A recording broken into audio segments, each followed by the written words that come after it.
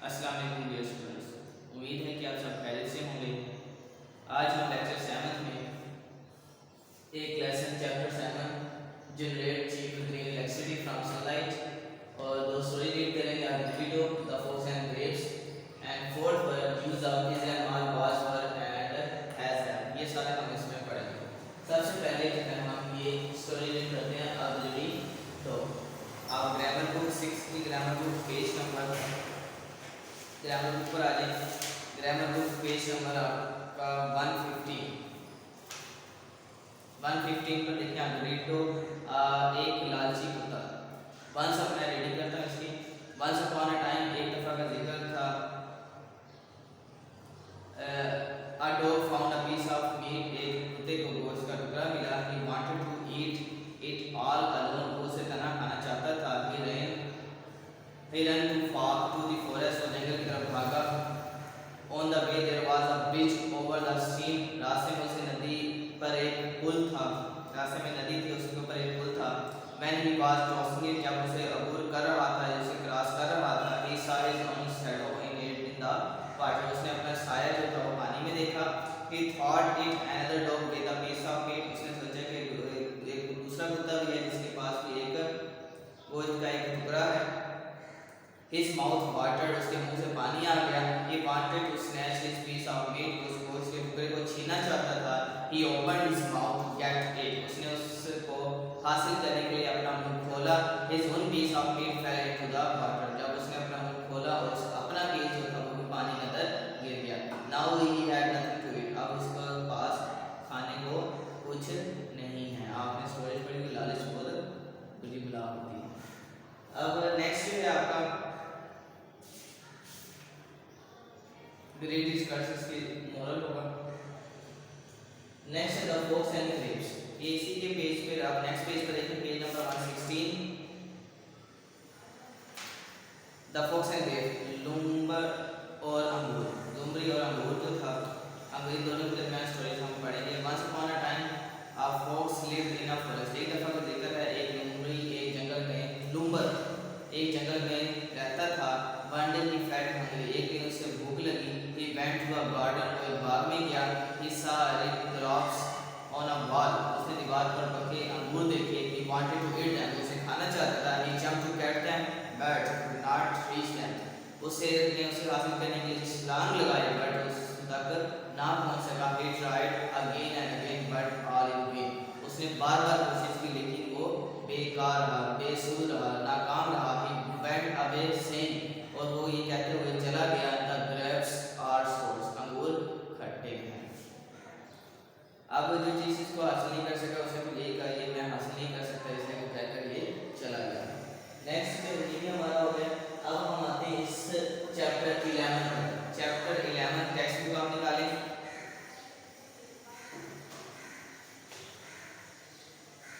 Chapter 11 page number 119 cheap green electricity. अब generate का मतलब होता है पैदा करना। इसके जो डिफिकल्ट मीनिंग होंगे वो आपको मैं व्हाट्सएप शेयर कर दूंगा और इसके क्वेश्चन आंसर एक्सरसाइज वगैरह व्हाट्सएप शेयर किए जाएंगे। जनरेट का मतलब होता है पैदा करना। साथ साथ आप मीनिंग लिखते हैं। चीप का मतलब है सस्ता या कम कीमत में। Green electricity from sunlight. तो ग्रीन सबज बिजली बल्कि कुवत या बिजली सूरज की रोशनी। सूरज की रोशनी से सस्ती बिजली पैदा करना, ये इस लेसन का हमने टॉपिक है। आपने देखा होगा घरों में हम वो लगाते हैं, प्लेट्स वगैरह लगाते हैं, सोलर पैनल लगाते हैं जिसकी वजह से बिजली हम बनाते हैं। उसका कैसे बनती है, उसके फ़ायदा क्या है, उसका नुकसान क्या है, हमारे पाकिस्तान में दुनिया में कितने परसेंट हम सूरज से रोशनी बना रहे हैं सनलाइट से, ये सारा हम पढ़ेंगे। पेज नंबर 120 ये भी अब अकबर और इसके वालिद के दरमियान बातचीत हो रही है। अकबर कहते हैं daddy please come and have a look at what the neighbour are placing. Placing का मतलब लगाना ऑन देयर रूफ। अकबर कहता है अबू बराए मेहरबानी यहाँ आए और देखें कि पड़ोसी जो है, नेबर जो है, हमसाए जो है अपनी छत पर क्या लगा रहे हैं। वालिद कहते हैं my son they are installing. Installing का मतलब लगाना या नस्ब करना। सोलर पैनल शमसी panel in their home for making electricity. मेरे बेटे वो बिजली बनाने के लिए अपने अपने घरों में शमसी पैनल लगा रहे हैं। अकबर कहता है but daddy electricity is made at a power plant but by huge generator. Power plant बिजली घर को कहते हैं, ह्यूज बड़े को कहते हैं, जनरेटर्स। लेकिन अब वो बिजली तो बिजली घर में बनती है जहाँ बड़े बड़े जनरेटर होते हैं। And power plants use coal, wood, natural gas, water और इवन ब्रिक्स। और बिजली घर कोयले, लकड़ी, कुदरती गैस, यहाँ तक कि पानी जो भी पानी यहाँ तक कि हवा का भी इस्तेमाल करते हैं बिजली बनाने के लिए। फिर वालिद कहते हैं यू आर राइट अकबर, तुम सही कह रहे हो, but in this case solar energy is being used instead of coal, wood, natural gas और विंड। लेकिन यहाँ बिजली बनाने के लिए शमसी तवानाई इस्तेमाल की जा रही है, ना कि कोयला, लकड़ी, कुदरती गैस या हवा। इंस्टेड ऑफ की बजाय होते हैं। अकबर कहते हैं my teacher taught me that solar is the Latin word of sun. मेरे उस्ताद ने बताया था कि सोलर जो है लैटिन ज़बान का लफ्ज़ है जिसके मायने हैं सूरज। And sun is primary source जरिया है ऑफ ऑल एनर्जी तवानाई का ऑन प्लैनेट अर्थ। और सूरज ही ज़मीन पर पाई जाने वाली तमाम तवानाई का जरिया है। But daddy how can solar energy be used to produce बनाना इलेक्ट्रिसिटी। लेकिन शमसी तवानाई से बिजली कैसे बनाई जा सकती है? फादर कहते हैं solar power is power generated directly from sunlight. शमसी तवानाई वो तो बनाई है जो बराह रास्त सूरज की रोशनी से पैदा की जाती है, जो डायरेक्ट सूरज की रोशनी आ रही है। Some people have used the sun as heat source of thousands of years. इंसान जो सूरज को हजारों सालों से गर्मी के जरिए के तौर पर इस्तेमाल कर रहे थे, यानी कि सिर्फ हीट हासिल करने के लिए इस्तेमाल करते थे। Solar energy can be converted directly और इनडायरेक्टली बिलावास्ता into other form of energy. शमसी तवानाई को बराह रास्त या बिलावास्ता तौर पर तवानाई की दीगर शक्लों में तब्दील किया जा सकता है, such as heat and electricity, जैसे कि गर्मी या फिर बिजली। When we use solar power, जब हम सोलर पावर का इस्तेमाल करते हैं, we don't use any of Earth's resources like coal and oil। तो हम ज़मीन के दूसरे ज़राए को इस्तेमाल नहीं करते जैसे कि कोयला और तेल को। This makes solar power renewable। Renewable का मतलब है काबिल तजवीज़ या नया बनाने के काबिल एनर्जी सोर्स। ये शमसी तवानाई को काबिल तजवीज़ जरिया बनाता है। To convert solar energy into electricity, we need solar cells or panels। शमसी तवानाई को बिजली में तब्दील करने के लिए हम सोलर सेल या फिर पैनल्स की ज़रूरत पड़ती है, या हमें ये पैनल चाहिए होते हैं। अकबर का कहता है what are solar cell. Solar cells क्या होते हैं? सवाल पूछते हैं कि सोलर सेल्स क्या होते हैं। वालिद कहता है solar panels electricity system, electricity बिजली का सिस्टम को कहा जाता है। आल्सो नोन एज फोटोवोल्टिक या पीवी कहा जाता है। Capture the sun energy using solar cell. Solar panel बिजली के सिस्टम जैसे फोटोवोल्टिक सूरज की तवानाई को जज़ब करते हैं। Solar cell large number of solar cells are put together to create solar panel. Solar cells की मदद से सोलर पैनल को बनाने के लिए सोलर सेल्स की एक बड़ी तादाद की जरूरत हमें पड़ती है। These cells don't need direct sunlight to work। इन सेल्स को सूरज को बराह रास्त रोशनी दरकार नहीं होती, डायरेक्ट जरूरत नहीं पड़ती। They can still generate some electricity on a cloud day। ये बादलों के होते हुए भी बिजली पैदा कर सकते हैं। The cells convert the sunlight into electricity। ये सेल्स सूरज की रोशनी को बिजली में तब्दील करते हैं। Which can be used to run household appliances आलात को कहते हैं, and lighting जो कि हम घरेलू आलात और बिजली लाइट जलाने के लिए हम इस्तेमाल करते हैं, रोशनी के लिए इस्तेमाल करते हैं। Akbar can single cell power और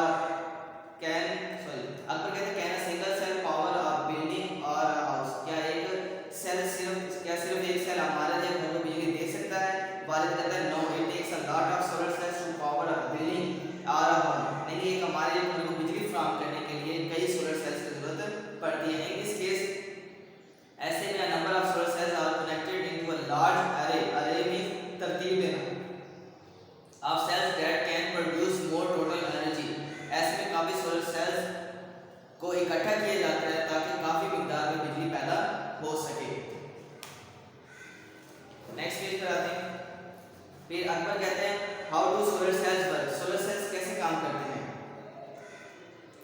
वाले कहते हैं solar cells convert the energy of photons from the sun into electricity.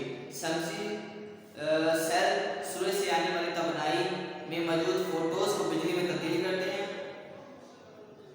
When the photons hits the top of the cell, electrons will attract to the surface of the cell.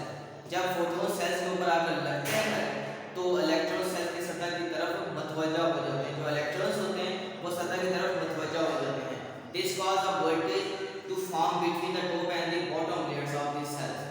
जिसके नतीजे में cell के सबसे ऊपर और नीचे की तहों के दरमियान एक वोल्टेज पैदा होता है। When an electric circuit is formed across the top and the bottom of the cell, current will flow powering electrical equipment. Electrical equipment आलात को कहते हैं। जब बिजली का सर्किट के सबसे ऊपर और नीचे के हिस्से में पैदा होता है तो करंट दौड़ता है और बिजली के आलात को तवानाई देता है। Akbar, what is the history of the use of solar power as electricity? Abu, शम्सी तवानाई को बिजली के तौर पर इस्तेमाल करने की तारीख क्या है, यानी इसकी हिस्ट्री के बारे में मुझे बताएं। फादर कहते हैं photovoltaic cells was invented in 1954 by researchers at Bell Labs। बेटा फोटोवोल्टिक सेल 1954 में बेल लैब में इजाद किया गया था। Since then, तब से solar cells have been used on small items such as calculator। तब से उस वक्त से सोलर सेल जो था छोटी एशिया जैसे कैलकुलेटर में इस्तेमाल किया जाता रहा है। They have also been an important power source for spaceship and satellites। ये हवाई जहाज और मशीनरी सियारों के लिए तवानाई का भी एक अहम जरिया है। Scientists have made advances in the efficiency of the solar cell। साइंसदान ने सोलर सेल की कारकर्दगी बेहतर बनाते रहे हैं। साइंटिस्ट जो थे उसके काम को बेहतर बनाते रहे हैं।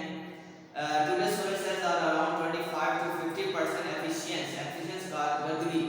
आज तकरीबन 25 से 50% सोलर सेल अपनी कारकर्दगी दिखा रहे हैं। Meaning lot of the energy of the sunlight is wasted, और बाकी जो सूरज की एनर्जी है वो सारी ज़ाया हो रही है। दे होप टू अचीव 60% और better in the future.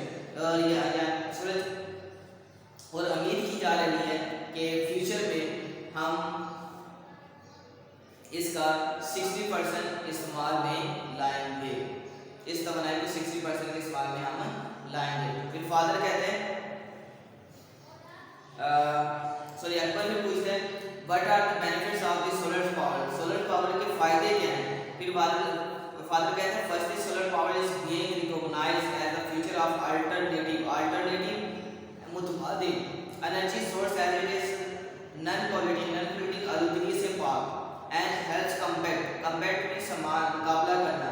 The greenhouse effect on global climate आबोहवा created by the use of fossil fuels हयाती ईंधन को इस्तेमाल करके। और सबसे पहले शमसी तवानाई को मुस्तकबिल की सबसे अहम जरिया तवानाई के तौर पर माना जा रहा है क्योंकि ये आलूदगी से पाक है और हयाती ईंधन के इस्तेमाल से पैदा होने वाले आलमी आबोहवा पर ग्रीन हाउस के असर से निपटने की मदद गार साबित होता है। वो कहते हैं कि जो हमारे आलूदगी की वजह से ग्रीन हाउस इफेक्ट पे जो असर मुरतब हो रहे हैं उससे मुकाबला करने में भी हमारी मदद करता है। सेकेंडली, दूसरा common domestic use of solar energy is from solar panel which observe solar energy to use for cooking and heating water. दूसरा ये कि शमसी तवानाई से पैदा होने वाली तवानाई से खाना पकाया जाता है और पानी गर्म होता है। Thirdly, solar energy produce no pollution. तीसरा ये है कि शमसी तवानाई जो है आलूदगी बिल्कुल नहीं पैदा नहीं करती। हैज़ नो इम्पॉर्टेंट इफेक्ट, माहौल पर भी कोई मंफी असरात नहीं पड़ते। एंड इज इकोलॉजिकली एक्सेप्टेबल, और ये माशी तौर पर भी काबिल कबूल है। इकोलॉजिकली माशी तौर पर और एक्सेप्टेबल काबिल कबूल। और अकबर कहते हैं are there any drawbacks to solar power? क्या शमसी तवानाई के नुकसान हैं? फिर फादर कहते हैं solar power has two major drawbacks. इसके दो बड़े नुकसान हैं। One drawback is the amount of sunshine is a specific place change due to the time of the day. इसका जो सूरज की जो सबसे एक वजह जो मेन नुकसान जो है वो ये है कि सूरज की रोशनी एक मखसूस जगह पर तब्दील होती है। इस जगह पर दिन, मौसम या साल के किसी भी वक्त, वो कहते हैं साल में दिन या मौसम के लिहाज से किसी वक्त सूरज की रोशनी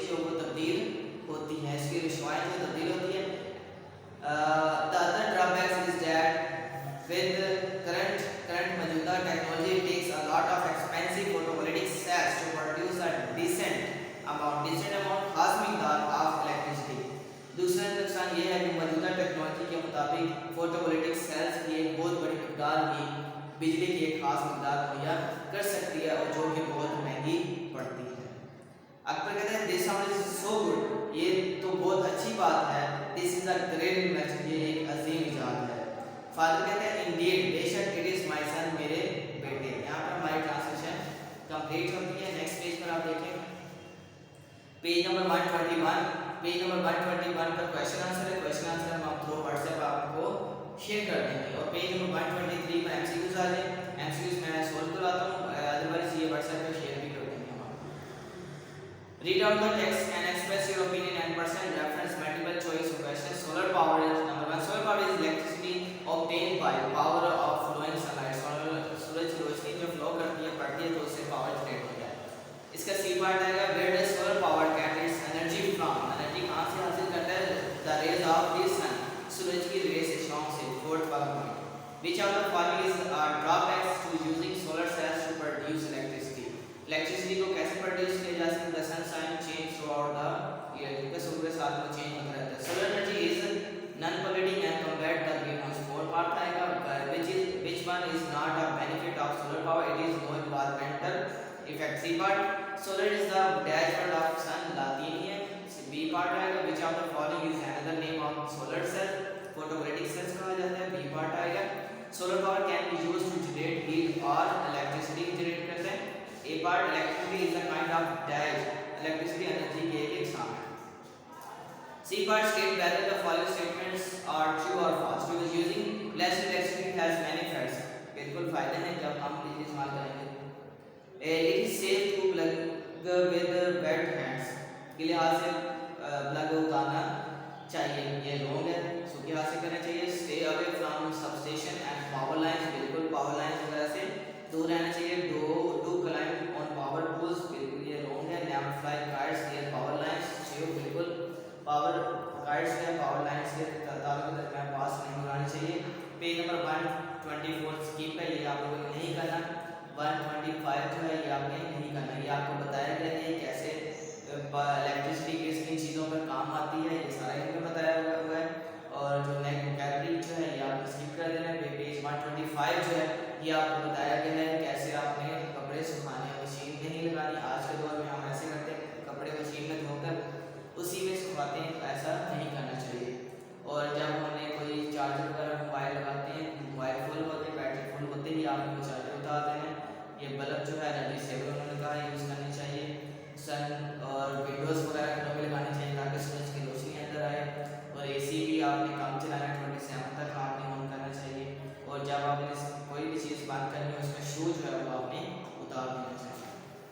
page number 126, constant cluster. Constant cluster क्या होते हैं, if two or more than two constant without pause in between come together they form a constant cluster. वो कहते हैं कि दो कांस्टेंट हो, दो कांस्टेंट के दरमियान अगर बाउल्स ना आए तो उसे हम कांस्टेंट क्लस्टर कहा जाता है। फॉर एग्जांपल फ्रॉग और ग्लोव जो है, यहाँ पर F R and G L और दो कांस्टेंट है, एफ आर और जी एल, ये दो कांस्टेंट। इसमें बॉल जो है कोई भी नहीं है। बॉल्स कौन से होते हैं आपने पढ़ा होगा, ए ई आई ओ यू, ये बॉल साउंड होते हैं।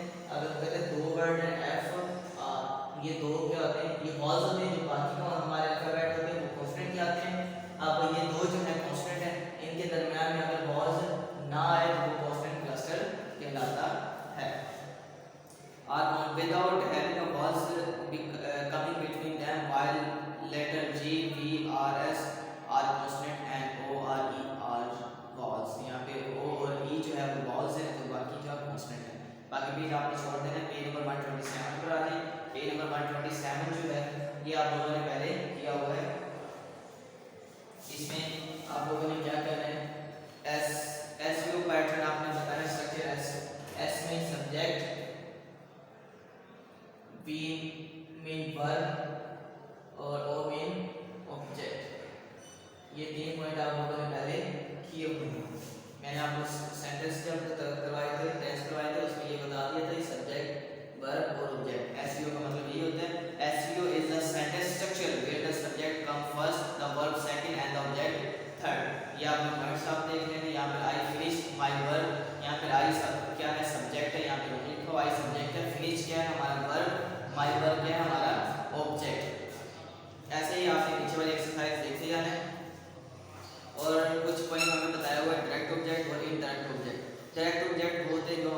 नेम बता दी जाए। नेक्स्ट पॉइंट ये इसमें एग्जांपल्स में आपने देखा होगा सब्जेक्ट बताया, Umar gave Shahid a present. Umar जो है वो सब्जेक्ट है आपका, गेव जो है वो वर्ब है, शाहिद जो है वो डायरेक्ट ऑब्जेक्ट है और आप प्रेजेंट जो आप गिव दिया वो डायरेक्ट ऑब्जेक्ट है। यहाँ पे यानी कि जो आपका डायरेक्ट मेन नाम बता दे वो सब आपका डायरेक्ट होता है, जिसमें इनडायरेक्टली बताया जा रहा हो वो इनडायरेक्ट ऑब्जेक्ट हमारा कहलाता है। रीराइट पेज नंबर 128 पर देखें, rewrite the sentence under SVO DOIO pattern. One has been done, यहाँ पे Heera gave Anu a biscuit. Biscuit देखिए यहाँ पर हीरा जो है वो सब्जेक्ट है, गेव जो है वर्ब है, अनु जो है वो हमारा यहाँ पे नेम है। जो हमारा नाउन होगा, नाउन इंटरेक्टिवली वो डायरेक्टली नाउन बता दी जाएगा तो वो हमारा डायरेक्ट ऑब्जेक्ट करेगा। अनु जो है हमारा डायरेक्ट ऑब्जेक्ट है, अब बिस्किट जो है वो हमारा इनडायरेक्ट ऑब्जेक्ट है। ये पॉइंट आपने पेज 128 जो है ये कंप्लीट आप नोट में करके मुझे आपने शेयर करने से कोई इशू हो तो आप मुझसे कांटेक्ट करके आप पूछ सकते हैं। नेक्स्ट टॉपिक जो है हमारा ये हमारा कंप्लीट हो गया, एक्सरसाइज हो गया। ये रह गया हमारा use of is and are. Use of is and are के लिए आप अपनी ग्रामर बुक निकालें। ग्रामर बुक में आप देखें page number 55, page number 55, page number 55 use of is and are. Use of is and are आपको पता है ये सिंपल इज एंड आर जो है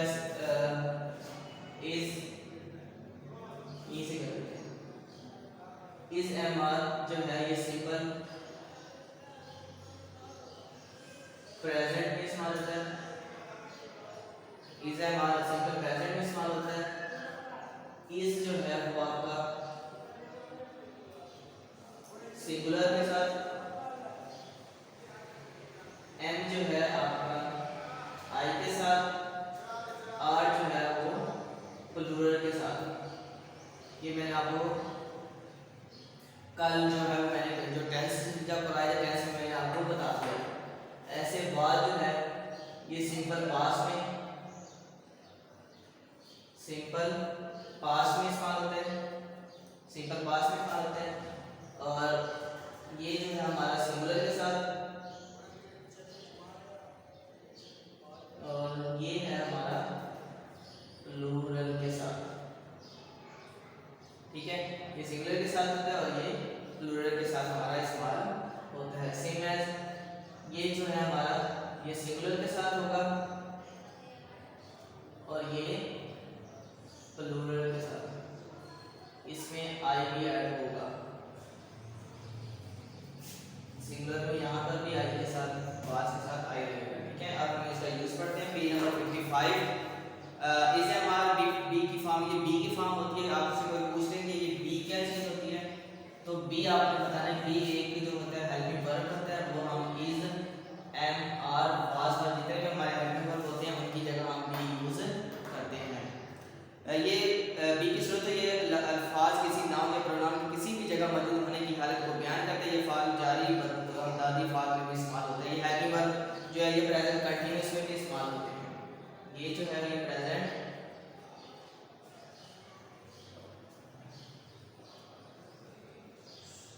कंटीन्यूअस टेंस में भी हम इस्तेमाल इसे करते हैं।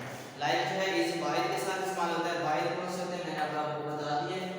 वाहिद शी, ही और इट। शी के साथ थर्ड पर्सन जो उनके साथ इस्तेमाल होते हैं। नाम के साथ इस्तेमाल होते हैं। मसलन जो है यहाँ पे ये वो एक लड़का है, ही इज अ बॉय, वो एक लड़की है, she is a girl. Ali एक तालिब इल्म है, अली इज अ स्टूडेंट। ये आप देख लें। एम का इस्तेमाल, एम क्या होता है हमेशा आई के साथ इस्तेमाल होता है। ये मैंने आपको लिख दिया यहाँ पे। आगे ये एक्सरसाइज आप कंप्लीट देख लीजिएगा। पेज नंबर 56 पर देखें। ये वी यू और दे के साथ हम आर इस्तेमाल करते हैं और बाकी आप इसमें ये देखें एक्सरसाइज सारी। पेज नंबर 57 पर भी देखें। 57 पर जो एक्सरसाइज है ये आप खुद करेंगे। खुद करने के बाद कोई प्रॉब्लम हो तो आप मुझसे पूछ सकते हैं। इसमें हिंट्स जो डिफिकल्ट वर्ड्स हैं उनके हिंट्स आपको दिए हुए हैं। यूज ऑफ वाज पर फाइल माजी में इस्तेमाल होने वाले जिनके मायने था, थे, थी वगैरह के हैं। जिसके उर्दू फिक्र के आपके में था, थे, थी वगैरह आ जाइए बतौर इमदादी फेल भी इस्तेमाल होते हैं। अगर सब्जेक्ट बाज हो तो वाहिद हो, सिंगुलर हो तो बाद इस्तेमाल होते हैं। अगर प्लूरल हो तो हम वर इस्तेमाल करते हैं। ही शी जो है सिंगुलर है, वी यू और दे ये है प्लूरल। यूज ऑफ वाज में देखने में एक तालिब इल्म था, I was a student, Ali एक उस्ताद था, अली वाज अ टीचर। ये आप देखें वर्ब का इस्तेमाल सिंगुलर के साथ वाज और प्लूरल के साथ हमने वर यूज़ किया है। नेगेटिव जो है हम हेल्पिंग वर्ब को यूज़ करते हैं, उसके बाद हमने नॉट ऐड करना है। इंटरोगेटिव जो है जो is am are was verb हम जो यूज़ करेंगे वो शुरू में ले जाएंगे और उसके बाद हम सब्जेक्ट ऐड करेंगे। पेज नंबर 60 पर देखिए एक्सरसाइज, जो एक्सरसाइज आप लोगों ने खुद करनी है, खुद करने के बाद आप उससे सेंड करेंगे। आपके क्लास टीचर जो है आपको इंग्लिश पढ़ाती हैं और आप सेंड करेंगे। कोई डिफिकल्टी हो आप हमसे थ्रू व्हाट्सएप पूछ सकते हैं। हैज़ और हैव और हैड जो है देखिए हैज़ हैव फाइल की पहली हालत से ताल्लुक़ रखते हैं, जबकि हैड जो है फाइल की दूसरी हालत है। हैज़ और हैव ये फाइल की फर्स्ट फॉर्म है, हैड जो है दूसरी फॉर्म के लिए इस्तेमाल होता है का इस्तेमाल, जबकि हैड का माजी में इस्तेमाल है। हैज़ और हैव प्रेजेंट में इस्तेमाल किया जाता है। हैज़ और हैव हम प्रेजेंट में यूज़ करते हैं, हैड जो है पास्ट में यूज़ करते हैं। यहाँ पे हैज़ और हैव यूज़ करना है हमने, इसलिए प्रेजेंट में यूज़ होता है हमारा। हैज़ वाइल के साथ यूज़ किया जाएगा। यहाँ पे एग्जांपल दिए हैं, he, she, Ali, Salma, cat, etc। और हैव जो है प्लूरल के साथ होगा और आई भी जो है आई के साथ भी हम हैव यूज़ करेंगे, वो मैंने यहाँ पे बता दिया। ये यहाँ पे नोट भी लिखा हुआ है, आई के साथ हम हैव इस्तेमाल करते हैं। आगे जो पेज नंबर 61 में एक्सरसाइज दी हुई है, मेरे पास एक कलम है, आई हैव अ पेन। ये जो है ये मलकियत ज़ाहिर के लिए यूज़ किया जाता है। हैज़ और हैव जो है किसी की मलकियत को ज़ाहिर करने के लिए हम इस्तेमाल करते हैं।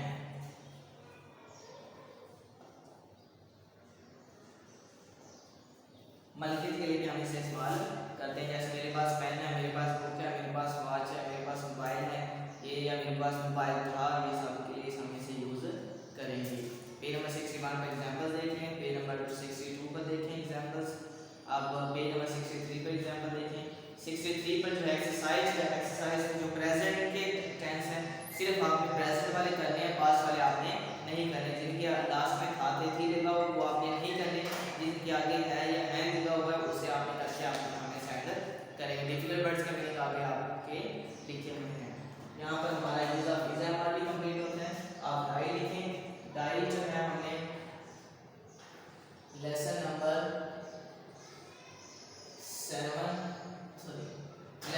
11 कंप्लीट होमवर्क,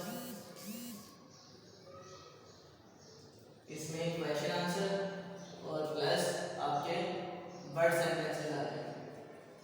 क्वेश्चन आंसर और वर्ड सेंटेंसेस आ जाएंगे और उसके बाद आपने करना है दो स्टोरी आपने करनी है। आप greedy dog and the fox and the grapes. Fox and grapes. Third जो है ये जो यूज ऑफ हमने is am are was were has और हैव की एक्सरसाइज जो है आपने सॉल्व करके आपने हमें सेंड करनी है। ठीक है बच्चों, अपना ख्याल रखें। टेक केयर, अल्लाह हाफिज़।